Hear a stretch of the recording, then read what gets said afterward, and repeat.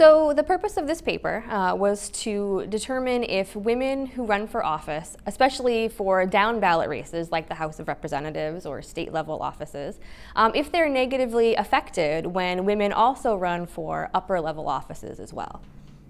Yeah, and this hasn't really been too much of a problem previously because not many women have been running at the same time as other women have been running. Until 2008, we've had about 50 times when some woman has run for the House and there's been another woman higher on the ballot. But in 2016, with Hillary Clinton topping the presidential ticket, every woman in America who was not Hillary was a down-ballot second candidate. And we were really curious to see if this mattered. And we were looking for very small effects, and what we actually found were very large effects, that the second woman on the ballot gets negatively hit pretty badly. Yeah, so basically we ran two experiments, and in the experiments we kind of did these campaign simulations where we had participants come in to the campaign environment and they could learn lots of different kinds of information about the candidates in the race, and we manipulated whether the candidates they saw were kind of a mix of men and women. And what we found was that when a woman runs sort of by herself as the only woman on someone's ticket during an election, she does pretty well. She does just as well as male candidates and sometimes even better. However, when she's sort of accompanied by another woman running at the same time, and especially for higher level office, she is very negatively impacted. So she gets much more negative evaluations from participants, and she also is much less likely to get their vote as well.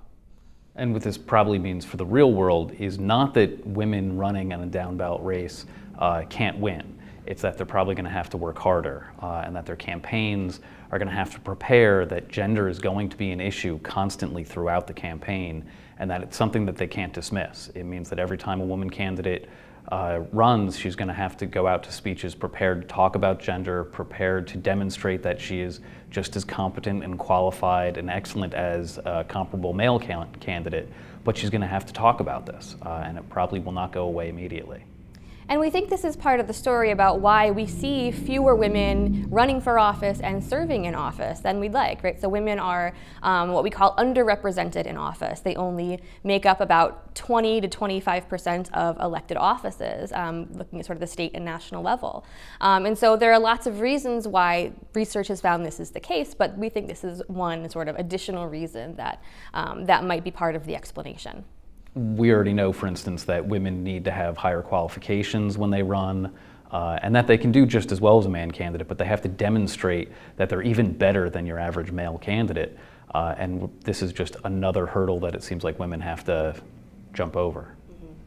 And we should also point out that this is not sort of a universally negative sort of assessment, right? We don't expect this to be a permanent fixture of the American political landscape. This is a result largely, we think, of gender-based stereotypes and biases that come along with us really not being used to seeing a lot of women in leadership roles in the political world. And so we think that as women continue to run for office more and more frequently, as we're seeing in 2018, we should see these sorts of effects start to diminish as the American public just becomes more comfortable with seeing women as political leaders.